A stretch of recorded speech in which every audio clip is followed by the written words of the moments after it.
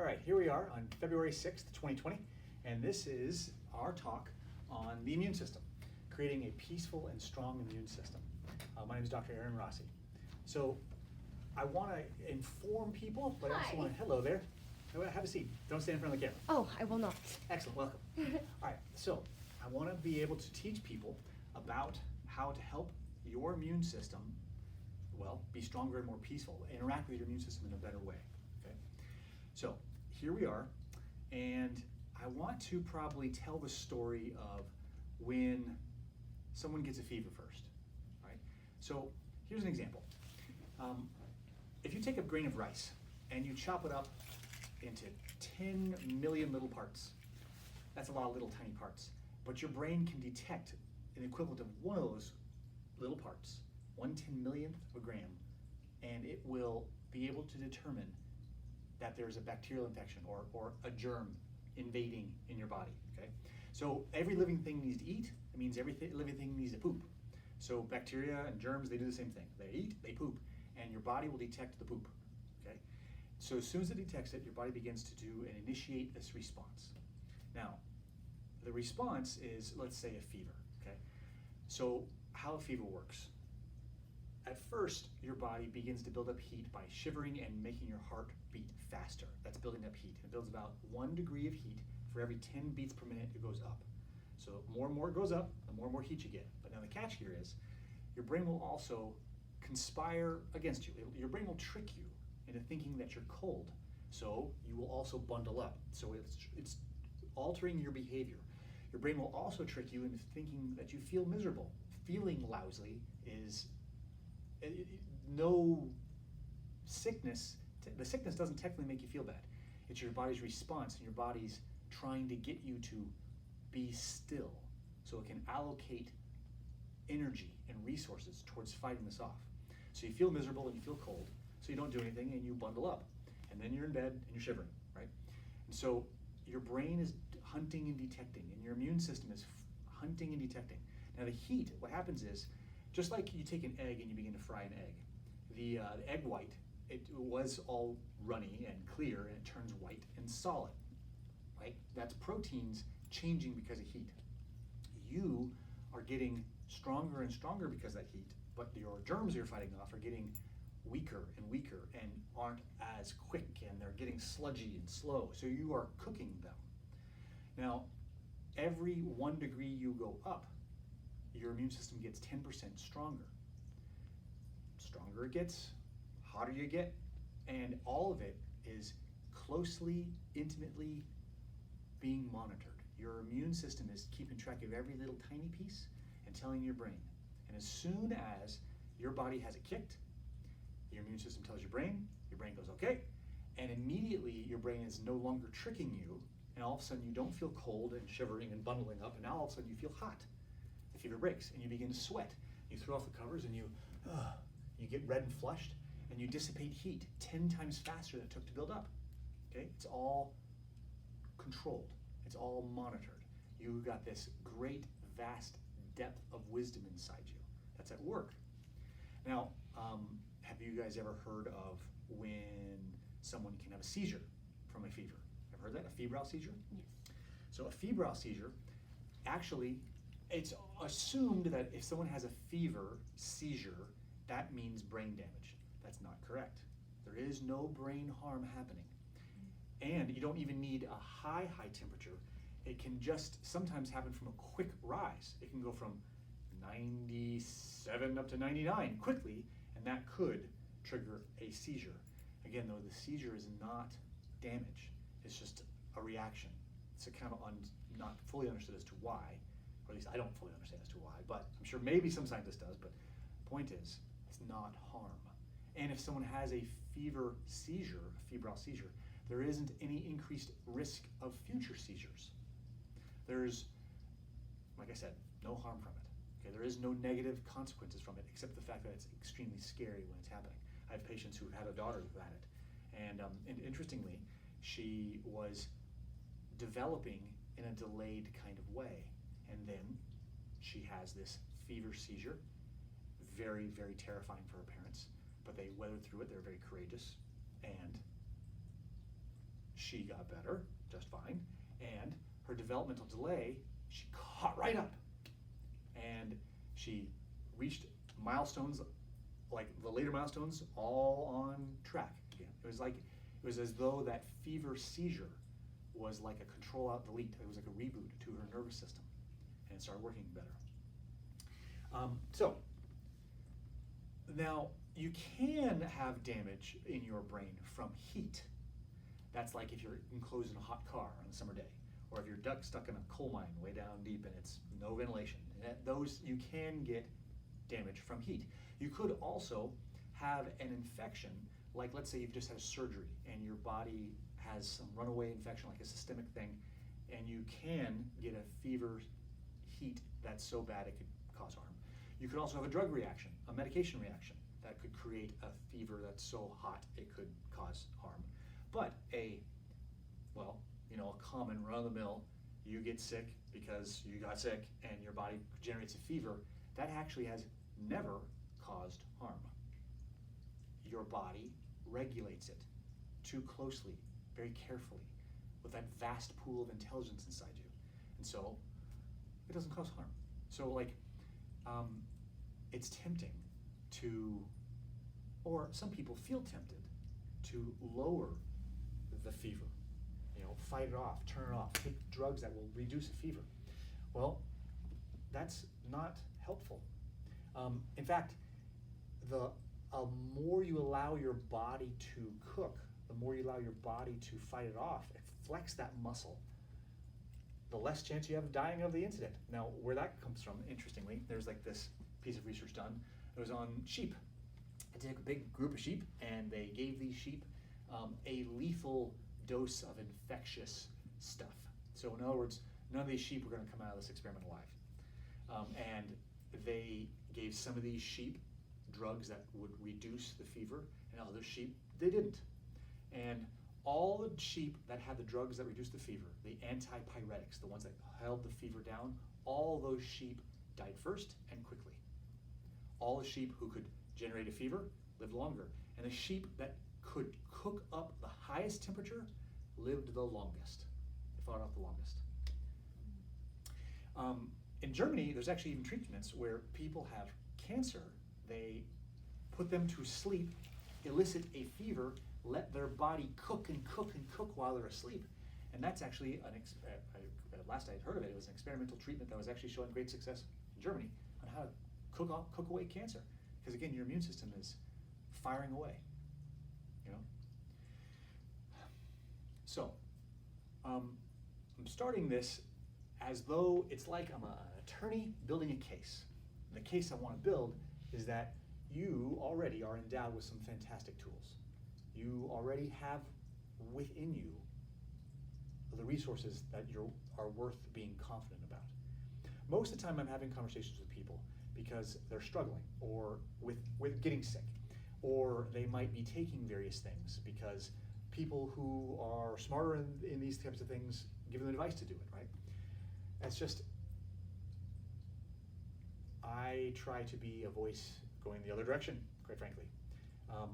This information about fever, for instance, and how powerful it is, and how closely regulated it is, and how unharmful it is.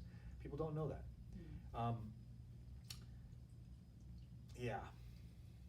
So now people are often wonder though, so if we don't take a drug that lowers it, what to take, right? Let me put a little bit of heat on antibiotics as an example though. So we take a ton of antibiotics, like literally tons of antibiotics. There's no doubt that many a time it has saved people's lives. However, we overuse antibiotics so catastrophically, it's causing all kinds of problems. One example being is if a woman is 40 years old or older, every single dose of antibiotics she takes, she increases her risk of breast cancer. Dose dependent. When a child takes antibiotics, it also increases their risk of juvenile arthritis. One dose increases their chance of unknown, like they don't understand why it happens. It's called idiopathic, meaning they don't know why, idiopathic juvenile kid arthritis.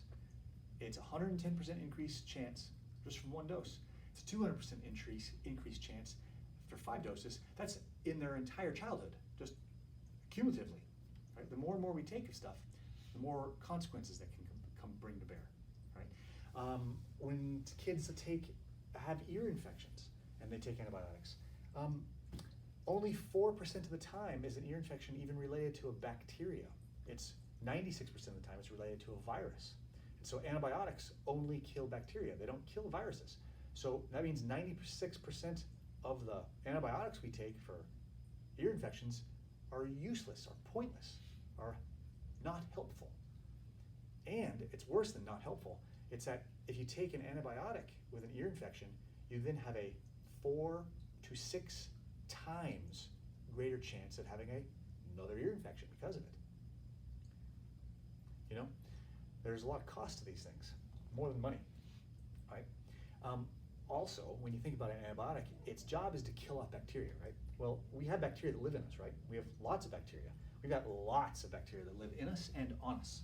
And if you were to add up by weight how much bacteria live in us and on us, the average adult, 5 pounds of you and me isn't us. It's actually our bacteria. 5 pounds, right? So there, just like that, you when you get on the scale, you can just count off 5 pounds. That's 5 pounds aren't yours, right? There, crash diet, right? Now, those bugs that live in us and on us are our allies, and they inform our immune system. They train our immune system what to fight, what not to, how much to fight, what not to. Okay. Now, this is getting into that part where I want to start talking about the immune system being peaceful, being responsive in an appropriate way. Like, this first thing here is how healthy our gut microbiome is. That big pile of 5 pounds of bacteria that live in us and on us, that needs to be healthy, diverse, robust. Okay. How we do that is, first of all, we don't kill it off by taking drugs that slaughter wholesale, indiscriminately, our bacteria. Okay. In the ancient days, before we had cans and refrigerators, we had to be able to eat in the winter, but we didn't have access to fresh stuff. So what do we do? Do you know what we do? You want to gander a guess?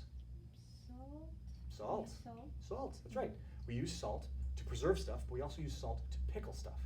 We would get salty water and stick whatever in there, like, let's say, shredded up cabbage, stick it in salty water, and just it turns into sauerkraut. It ferments, it cultures. So the bad bacteria can't grow in that environment, but good bacteria can. And so then we eat our pickled, fermented, cultured vegetables, kimchi, sauerkraut, and many, many other types of things I can't think of right now. Right? We eat that stuff, and it gets digested, and it helps populate our gut. But it doesn't start there. It actually starts there when we're first born. When we are first born, just the normal bacteria that are living on mom, as baby gets birthed out, the bacteria are actually on baby. Baby was sterile and now is no longer, and that bacteria now is on the baby. And then baby consumes mother's milk, which also helps populate the baby's gut, right? But the beauty of this now is the mother's milk has living immune system cells in it. And that living immune system cell goes into baby, and baby then borrows mom's strength, mom's wisdom, mom's trained immune system. And so that training from mom will go into baby, and baby now can interact with these bacteria that are on it and in it, knowing that these are allies, these are good guys. And then it will gauge the baby's immune system response. When its strength develops, it will appropriately respond. So first of all, being breastfed and being vaginally born are also big important factors to this whole thing. And so if you have a choice in these matters, moving forward, because you don't have a choice from backward, right? But moving forward, these are choices that matter in the very long term of someone's life, okay? Well, which leads me to, speaking of choices that we make and how we train our immune system, also our vaccines, okay? So the way a vaccine works is you take this, germ, and you have to preserve it because you don't want it to go bad. So germ plus preservative plus an irritant, because if you just inject just the germ plus the preservative, the immune system may not notice quite as quick as the designers want. So like they also put an irritant in. That's an immune system irritant. Okay, so that now in nature, mind you, you only have the germ. In nature, only the germ, and the germ comes through normal channels, like it might go through the mouth or the nose or someplace else, some normal hole in our body. Okay, and then at all those normal holes, we have layers of defenses, like we got nose hairs, we got mucous membranes, we got snot, and we got different stuff, tonsils. We hopefully still have tonsils, right? So we've got all these different layers of defenses already present, already on the surface, already identifying germs. Ah, hey, I know what that is. All right, and then they send the alarm deeper in. And the deeper in systems are even stronger, and they're even more precise and prepared. And they prepare a response as the germ gets deeper, right? And so that prepared response takes it out. We develop these, like there's certain immune system cells that create these things called antibodies, which we know. Those are, in a way, you can almost think of those as like the bullets. They're very, very, very precise, particular bullets, right? And they take out germs, okay? All of that is prepared and precise, right? Now, that's not what happens when you have a vaccine. A vaccine, what happens is the injection goes in, but not through a normal channel. Instead, it's sort of like that movie, that movie in the 80s called Red Dawn, where rather than the Russians attacking at the front, instead they're paratroopers that go right down in the middle, and enemy Russian troops are in Nebraska, right? And so now you have to have it's an old classic movie with Patrick Swayze in it. You should watch it. Anyway, so our body has to react, not prepare. It just has to react. And it's up to our blood-based immune system cells to jump into this reaction, and they have to fight through the irritants, and they have to fight through the preservatives to get at these germs. And these germs actually are not the whole normal germ you'll find in nature either, because heaven forbid we actually put the real McCoy in, right? What we're using is like different stuff that's been like changed or chopped up or killed or modified, So the body now is reacting to this modified soup with this irritating immune system irritant. It's called an adjuvant, right? And so that's how our immune system gets trained to be reactive, to be hasty, okay, versus actually encountering the stuff, the germs in the normal, natural, the way nature has it, right? And then it encounters it, it learns it, studies it, prepares it, initiates a response. That response is then remembered. That's why kids have chicken pox. They have it just once. You don't need booster stuff. Your body will remember it, and it passes on lineage after lineage, memories of how it fights these things off. So that's why there is a movement that exists around informed choice. But the takeaway here is every single medication has its side effects, every single one of them, right? And so giving a person a choice to consider those side effects, just like any other medication, could have some wisdom to it. In fact, does have some wisdom to it. That's the whole movement about informed choice when it comes to vaccines, okay? Now, going back to our microbiome, our training, right? Here's a concept for us. Now, if we're talking about trying to improve the strength, trying to improve the responsiveness, trying to improve our health, okay? I'll give you two choices. There is a correct answer to these two choices, okay? So if we were to, I'll give you an example. If I wanted to improve someone's health and I gave you a choice of eating more broccoli or stop taking the poison you're also taking, right? I didn't tell you that until now, right? You're consuming poison regularly and you're consuming broccoli, right? Would you be better off to consume more broccoli, increase the good, or have less poison, so decrease the bad? Which would actually have a greater impact on someone's health? More good or less bad? Less bad. You would be correct, okay? Less poison will give you more mileage than adding in more good. Now, more good that's really good. That is good. However, if you are in fact taking in poison, you might want to look there first. Okay, so if you want to improve your immune system, start there. So what do we consider poison? Poison is a broad category. So first, perhaps, start just with what you know.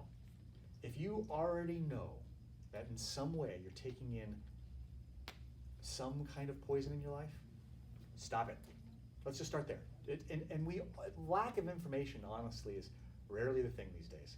We all have the YouTubes that give us all kinds of unlimited information, So lack of information is not usually the thing. So you probably already know the thing that you could do that would introduce less poison in your life. But I also want to give you a perspective on this, that this is not just food I'm talking about here. Okay, food, of course, right? Should you maybe eat an apple or more Cheetos? Well, that might not be a hard choice, right? Maybe less Cheetos, right? Maybe a little less sugar, maybe a little less white bread. Hell, maybe a little less bread, However, this also means your relationships, okay? A unhappy marriage leads to both people being more sick. More specifically, an unhappy marriage will lead to the woman being more sick, but an unhappy marriage leads to a greater chance of the man dying. While women get sick, men just check out. Okay? Did you know, if I wanted to figure out your life expectancy, how long should you maybe hope and guess to live?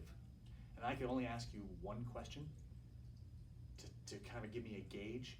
You're going to live a long time or less than a long time, right? If I could ask one question, the question to ask is, do you have someone that you could call in the middle of the night and talk to your troubles, share your troubles with? Do you have people in your life that you love and are there for you? That one question is more insightful than, do you smoke cigarettes or not? Do you exercise regularly or not? Do you eat regular health foods or not? Your relationships, right? And so if I'm talking about toxins, your relationships, right? Is there toxicity in the people that you're keeping in your life? If so, maybe spend a little less time. You can do this. You can do this. I'm talking to you. Okay? So one of the things that inspired me to have this talk, and specifically having a peaceful and strong immune system, is I remember one time I saw this tree. It's in Marietta. It's like near Johnson's Ferry in Shallowford. It's the back part of an office park, behind the dumpster of this office park. This tree, it's a big old oak tree. It's 1,000 years old, this oak tree. Like, think about this. When Columbus came to America, that tree was already 500 years old, right? This tree's massive. And I enjoy trees. And I got to sit with this tree, think about this tree has been on that spot for 1,000 years. If it's uncomfortable, tough, it just has to stay there, right? If there's bugs crawling all over it, tough, it just has to live with it. And that was the point. I saw there's bugs. This tree kind of basically contains a whole ecosystem unto itself, kind of like we do, microscopically, right? And so all these bugs and all these things were crawling on, and I realized this tree has successfully lived there, but it's done it like with it. It has not done it in spite of it. It has not fought its way through its environment. It's lived with it, right? And so that's the idea that came to me, or I remembered that thought. And that's kind of what inspired this talk. It's like being able to live with ourselves, live with our environment, is what helps our immune system specifically be at peace, be appropriate in its responses. So, like as an example of not living with ourselves well, 8 out of 9 people that have autoimmune conditions are women. Only 1 out of 9 are men. Okay? It kind of goes down to the way we genetically do things when we are bothered and stressed. I told you, a challenging marriage makes a woman sick but kills a man, right? We do things differently. Men and women do things differently, right? When a woman is under ongoing chronic stresses, not that chronic stresses are necessarily because of these things solely. There's always complexity in all these things. But a woman will be more likely to attack herself. Her immune system specifically will be more likely to attack herself, right? And so like creating, well, or more specifically, disengaging, or in essence, creating a sense of peace, creating an awareness, an experience of calmness in the internal system can go a long way for this, okay? Now, what does this look like? So specifically for a woman who is always being triggered in a stress response, like, now, let me back up on that a little bit, because that's a big one. Stress is not harmful. It is our interpretation of stress that leads to harm or not. Okay? Now, specifically, you can even boil it down to this crossroads. When an event occurs, can you see the event as a challenge, or do you see it as a threat? That's what that comes down to. If you interpret this event as a threat, that will create a certain kind of stress response. It will create a certain hormone profile with it. Okay? If you see that same event as a challenge, a different hormone profile, a different set of neurological activation. Okay? It's your interpretation. Same event, different interpretations matter. Okay? Now, but it's actually, honestly, it's not just a crossroads between two types of things, not just one type of interpretation. Now you can make it more complex. There's a smear of interpretations. Like, if you still see it as a threat, yet you are going to wade into that threat for the purpose of helping another person, you will elicit a tend and befriend. I'm going to go nurture someone. I'm going to go help someone. I'm going to rescue someone. I'm going to do something that matters to me. There's purpose in wading into this challenge for me, right? That too has all kinds of insulating effects. Okay. On top of this setting of like what kind of purpose you feel versus challenge versus threat you feel, all these things, these different shades you might feel in your event that you are interpreting. The event could be you have to go pee and you're stuck in traffic. The event could be I got this bill and I can't afford to pay it. The event could be I'm still arguing with my wife or my husband. You know, the event could be my kid. I think my kid's doing drugs, or my kid doesn't listen to me, or I'm not ready for this test, or my father just keeps yelling at me, or right? It could be anything. But the thing there is, in the most ancient of days of our human deep past, we had life-threatening situations. A tiger really was chasing us. You know, the rhino, we really did have to get out of the way of. We really do have to find things or else we're going to starve. You know, we really did face life-death situations. The enemy tribes come at us with spears. I really have to fight these men off to protect my loved ones. You know, so those real intense things were a part of life. And so when you go through that level of intense, real threat challenge, it also calibrates your stress response. You've lived through, you've gone through, if you're still here to talk about this, that means you're successful, right? So you've gone through the extreme and you come out of it and you recover, right? And so now your nervous system, your memory, your being now has been calibrated, knowing what the worst is, what the highest, what the greatest challenge is. So when you come across lesser challenges, you identify them, it's a lesser challenge, and you're calibrated, okay? And our day in life, which I'm very grateful we live in this era, in this life, very grateful, right? I don't want to fight off a tiger. I don't want to fight off enemy tribes with spears. I don't want to do that, okay? I don't want to search for roots or die of starvation, right? I don't want that. I want to go to Kroger and Publix and Whole Foods and Costco, right? and I want to spend the money I made being a chiropractor, right? So like, yet, because we don't have that complete range of human experience that we used to have, that we were designed to have, we now have this very, very truncated range. We think this range is what matters, and we can generate a big stress response for stuff that's in here when the biggest stress response should have been reserved for what's over here. Okay, so we're not calibrated properly. Either way, so all that big part of the story leads to, now here we are, and let's say we constantly bring up this stress response. Our brain is so good at making what we do repeatedly, this is important, into habits. We make a habit of our stress response. It can just automatically, it's just always on. We want to be efficient, we just always on. So there is no off and on anymore, it's just always on. Now that leads me to a lot of people I take care of in my practice, a lot of people. Their stress response is basically always on, right? And so because it's always on, it's expensive. The body has to divert energy to make that go. That means if it's diverting energy, it's not putting energy over here.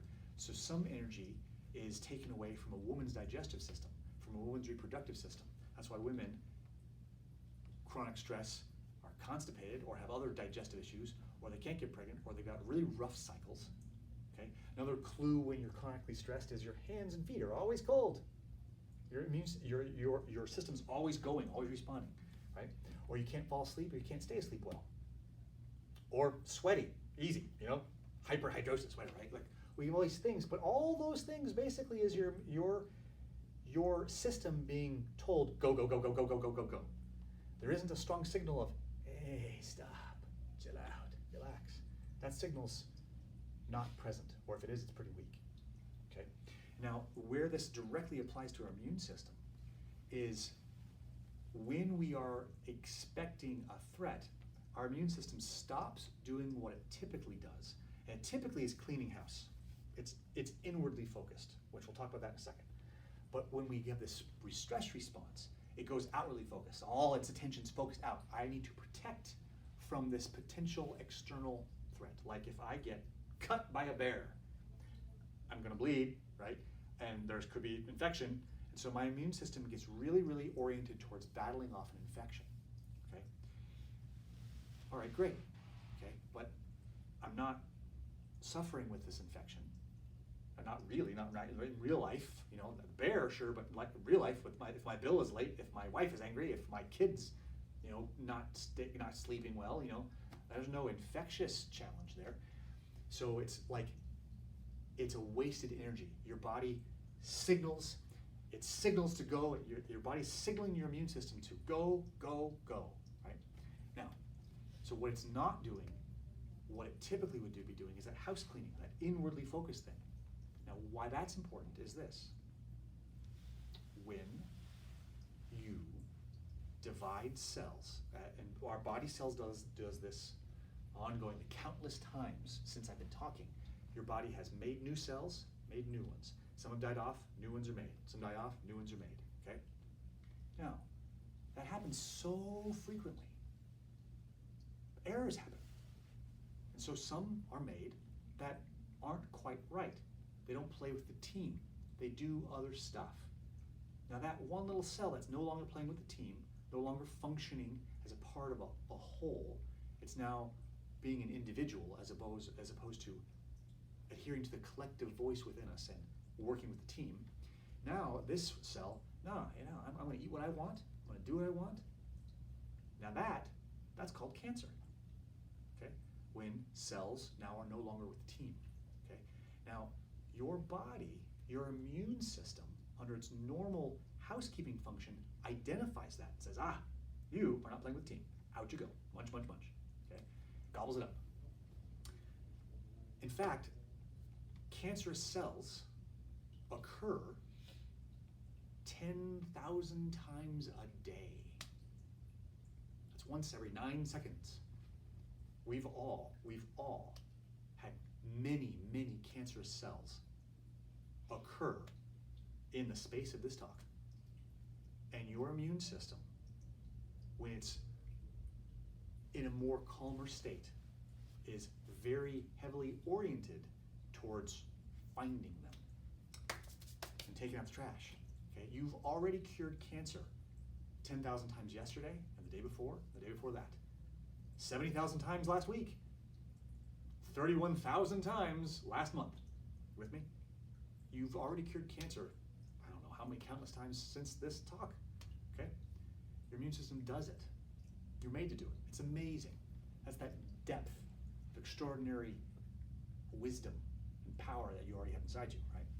So giving yourself the opportunity to disengage from the constantness, giving yourself the opportunity to put down the phone, the dang phones, okay? And just be still.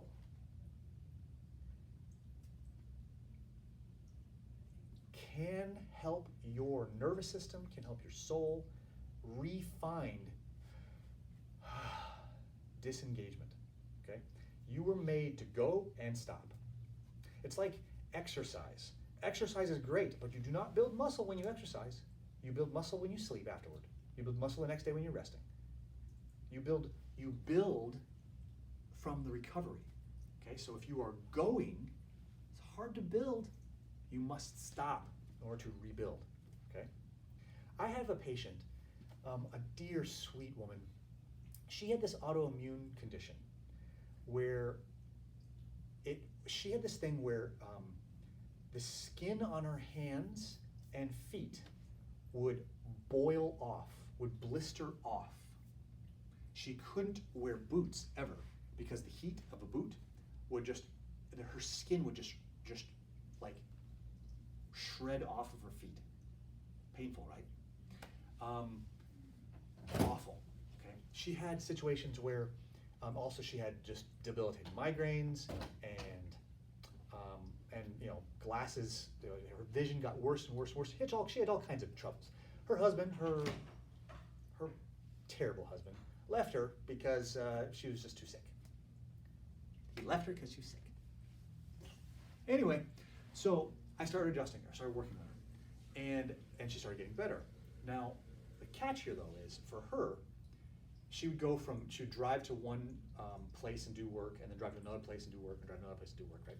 And so what we did, on top of the very particular chiropractic care I was giving her, the kind of chiropractic care that was oriented around calming her nervous system down, okay? There's a way to do that, and that's what I was doing. She also did this plan where she would leave one work, drive to the next place, and sit there for like 2 to 3 minutes. And we actually worked up to like 10 minutes. She wouldn't go in and immediately jump to the next thing. She would just sit there and breathe. She gave herself moments of disengagement, of stop. She didn't listen to the radio. She didn't read anything. She didn't talk with anybody. She wasn't following traffic. Nothing. It was a moment of stop. Okay? And then she'd go in and she'd do her thing. And then she'd go on to her next client and she'd have a moment of stop.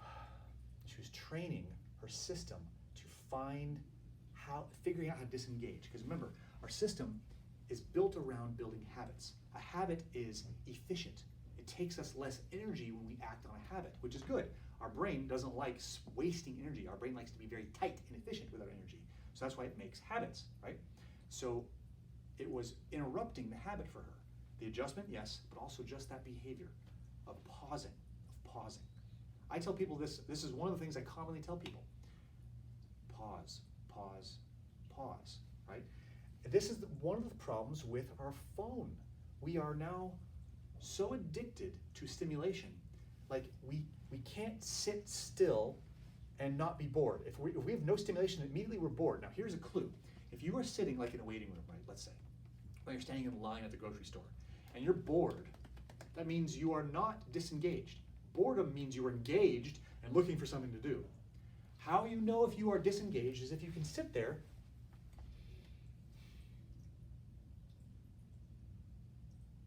and not feel bored. That means you have found the right kind of disengagement, okay? And what that directly means is that level of disengagement will help your immune system redirect its attention, redirect its focus back to inward, and start doing the necessary grooming and pruning of cells that are not doing their job right, for instance. Right? It will also call off the attack. Like I mentioned, a woman's immune system is more prone to attacking herself than a man's, right? By the way, I didn't tell what men do during chronic stress. So men carry their chronic stress less in the digestive and less in the reproductive, but a hell of a lot more in our cardiovascular system. High blood pressure, strokes, heart attacks. Okay. Speaking on that, okay, talking about ways to help ourselves. So we talked before about how to get rid of toxicity and talked about our relationships there. But now this is not so much about how to get rid of toxicity. This is now about how to build up good, add good. Okay. They've done this experiment. These guys took a whole bunch of baseball cards over many decades of baseball. And so you got like thousands and thousands of people here. These are all men, obviously professional baseball players. And they rated the kind of smile. They grouped their smile into three categories: the non-smile, the smile, and the beaming smile. Teeth. Okay. And so they had thousands of teeth smile and thousands of regular smile and thousands of non-smile. And they looked from decades past, so they've got a long period of years in advance, and they're looking at what were the average ages. Which group lived the longest? Beaming smile. Absolutely. By like 3 or 4 years. It was like there was a 2-year difference between each of them. So there was a 4-year difference between the beaming smile and the no smile. Okay. Or there's experiments done with how much positive emotion you express. You laugh, you smile, you talk, you this. And those people, compared to people who have very low expression of any positiveness, right? There's several things. In overall cause of death, you don't have to see this, but this is this thing I'm quoting, graphs I'm quoting, right? All cause death, there's 40% less risk of death. In a certain time period, they did this experiment with a bunch of people over a certain number of years, and over these certain number of years, what are the chances of someone dying? Well, the people who are most positive, most expressive of their positivity, had a 40% less chance of dying in that time frame. 40% less. Okay? So you want to give your immune system its best chance to keep you alive. You want to give your whole being its best chance. Part of that is finding something to be positive about, sharing, expressing. Here's another example. I've done a fair amount of running lately in my life, and I do pay attention to my heart rate when I'm running. And when I go running, and if I am like, I catch myself, okay, I'm bored, I'm tired, I'm hot.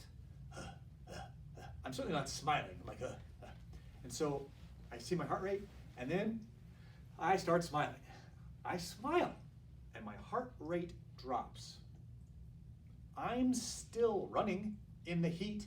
I'm still hot. I'm still tired. But my heart rate drops. Not a lot, but like 5 beats per minute, which is still fantastic, just by smiling. Okay? So that's also adding positivity. Oh, by the way, let's talk about taking toxicity away. You will suppress immune system function with every cuss word. Can you repeat that? Immune system function is suppressed with every cuss word. Okay? Now, there's a lot of caveats to that. Like, let's say cussing is just totally rolls off the tongue for you. It's not like a big deal for you. It's like common. It may not have the same kind of effect, right? But if it is like you're dropping F-bombs, right, because you're pissed, that also suppresses your immune system. Okay? Here's the thing. Our body communicates with itself, right? We have every single cell in our body has little ears, little receptor sites, little things like you can think of them like ears, or you could likewise think of them like little locks. And all the things our body do, like all the things we think, they create corresponding keys. We create like molecules that correspond to our emotions and our thinking. Okay, so these tiny little molecules, then they're like little keys. They go floating, flooding through the rest of our body and interacting with all the different receptor sites throughout our body. What I'm saying is, in essence, every single cell in our bodies, is eavesdropping on our internal dialogue. Okay? So what we say about ourselves, to ourselves, matters. It's all listening. Okay? So you could say good things, which adds good, but you could stop being mean to yourself. That would also take away some toxicity. Okay? It's the darndest thing. Again, about the phone thing, about our social media thing. Like it's just so painfully easy to compare ourselves to everything else around us. You know, in the most ancient of days, we might have had a tribe around us. We might have had 100 people, 150 people. And that was if we compared who we compared ourselves to. Not the rest of the world on Facebook. You know, like it's so easy to feel depressed and suppress our field of energy, our morale, our soul can get so easily collapsed when we compare our day-to-day to somebody else's highlight reel, you know? So, stop it. That's my advice. So now, turn off this YouTube thing and go hang out with a friend. Turn off the video, go hang out with a friend. That'd be my best advice for you. Go to a chiropractor, it's good for you. Right, there's my plug. That's the commercial. Yes. Paid for this whole video, right there. Yeah, if you want help with your immune system and you're looking for professional help, there's basically nothing better than chiropractic care. It is so intimately involved in helping your immune system be more responsive, helping your nervous system calm when it needs to, respond when it needs to. It's magnificent. I had this one dad come to me one time and he says, I won't be able to make it to my next appointment. I'm like, why? He's like, well, I got all 3 of my kids are going to get tonsillectomies. All 3 of them. All 3 of them are going to take tonsils out next week. I'm like, whoa. I said to him, Eric, his name is Eric. I said to him, before you cut out all those parts of your kids' throats, would you please try them getting adjusted first? He's like, absolutely. I don't want to do this. Yeah, absolutely. And he brought all 3 of his kids. I started adjusting all 3 of his kids, and immediately, the reason why all of them were about to get tonsillectomies was because they would all, every single month, one of them, if not all of them, were having strep throat. Strep throat, strep throat, strep throat. And instead, after they started getting adjusted, the 2 boys never had one more case of strep throat, not one. The daughter had it one more time, and then she got over it, and then didn't have another one, right? From that moment forward, it stopped for their family, and all 3 of those kids kept their tonsils. Just as that's one little nugget, and I could go on and on about how chiropractic care makes a difference in people's immune systems. So, if you want professional help, come to a chiropractor. If you want to do it yourself, listen to this video again. Take some more of this advice. Now, one more little tool. Okay? I want to talk about that nervous system part again, and creating a sense of calm. Okay. Now, our nervous system, it does a bunch of stuff automatically, and then of course there's some stuff that we can control, right? Now, and there's a few things that intersect with both. Okay. So, like as an example, blinking. Right? We don't have to think about blinking, we just blink, or we can control it, we can blink. Okay? So, for instance, how you control your eyes and your eyelids actually can influence both branches of our nervous system, the controlling, the voluntary under control one, and the involuntary automatic one, right? So if you want to, for instance, calm down, you could intentionally close your eyes, right? But a one that I think is probably has a better sense of leverage is also breathing. We breathe automatically, and we can breathe in a controlled way, okay? And so you get a lot of power out of regulating your breathing in a particular way, okay? So, for instance, how we all breathe as adults, if I were to ask you, all right, now sit up, and everyone sit up, and I want you to take a big deep breath in. Most 99 out of 100 times, we will breathe deeply in with our chest. Okay? Our rib cage will expand. Right now, if you are watching little babies or little puppies breathe, they're going to be breathing from their tummies. Right? As adults, we've messed this up, and now we all kind of breathe from our chests. But we have nerves at our diaphragm that when we breathe deeply and lowly and push our tummy out, as we breathe, that triggers those nerves, and that tells our nervous system to calm down, we're good, relax, chill out. If we breathe from our chest, we've got bundles of nerves high here that also tell our nervous system, get excited, get engaged, get going. Okay? So just how you breathe will inform your being on the state that you kind of want to get towards, right? So if you can breathe from your tummy, breathing in and your tummy goes out, just that alone will begin the communication to yourself to help things calm. Okay, just that. That's free. Right? Now, if you want to add a little more spice to it, bam, let's kick it up a notch. When you breathe in, do it a little bit quicker through your nose, and then breathe slowly through your mouth with your tongue to the roof of your mouth. As you breathe out, your heart rate will lower. So if you extend the exhale, you'll overall lower your heart rate. Okay? Back to the eyes. You know why like little babies or children will rub their eyes when they get ready for sleep?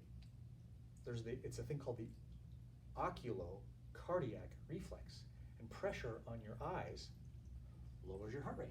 So a baby is innately priming themselves to relax and get ready for sleep, rubbing their eyes. Okay? Giving yourself these moments, these interrupting your go moments, just by giving yourself some pauses, will reconfigure your nervous system and will definitely help your immune system. If you want to add one more piece of spice to this, and then kind of inverse kind of spice, do this outside. Do it in the grass. Do it where you can contact the earth, and do it where you're seeing greenery. Do you know, actually just being able to see a natural setting will also calm your nervous system? Hell, just the color green actually calms the nervous system. They've done experiments where they put college students and they showed a red sheet of paper versus a green sheet of paper. Now try to memorize this stuff. And when we were calmer with a green sheet of paper, we did better, right? Versus just the color red, right? So, sitting in an outside setting where you can see greenery, putting your skin in contact with the earth, ideally moist grass, because you know the earth does have an electric charge, and if you're on the wetness, that will actually be conductive. You will absorb electrons from the earth, because you know a free radical, you've heard of free radicals are bad. Free radicals are bad. A free radical is basically a positive ion bouncing around and damaging tiny microscopic stuff, your DNA, right? Damaging microscopic stuff. So if you collect up the negative electron from the earth, you are now neutralizing that positive ion bouncing around. You actually are reducing free radicals by just being in contact with the earth. So breathe with your stomach. Feel the outside air.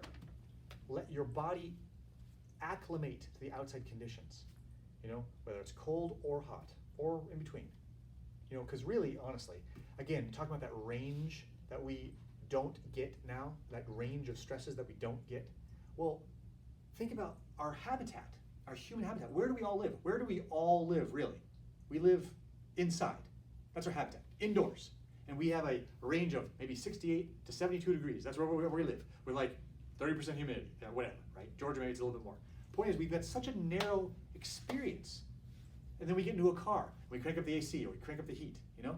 Like we've got such a narrow range of challenge for ourselves. Our body does not get a chance to stretch its adaptiveness, right? So give yourself expand some of the range. Be a little bit uncomfortable. Stand on cold ground. That's wet. Feel it, and breathe. Okay, so these are some ideas. These are some tools, okay?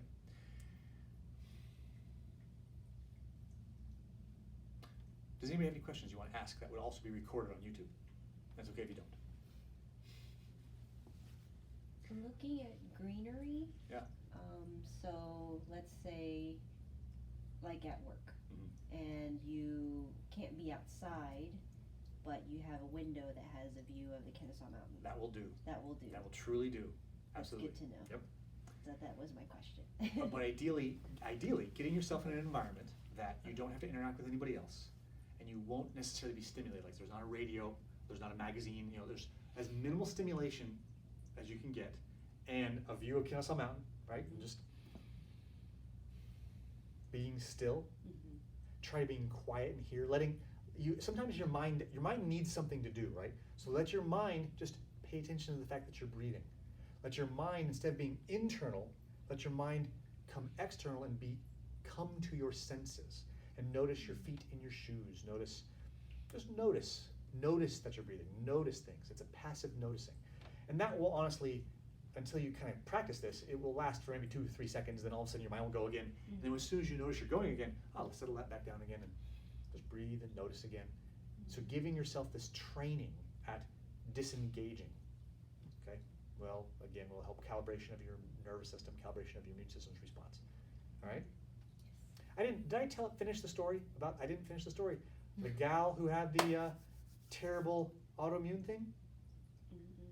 Well, I stopped seeing her because she moved out of state to go get married. Happy story there. She finds another fella, a better fella. She has no more migraine headaches. Her vision improves, where her prescription actually lessens, and she can wear boots whenever she wants to now. Hey. Her skin doesn't just peel off. Her autoimmune condition stopped.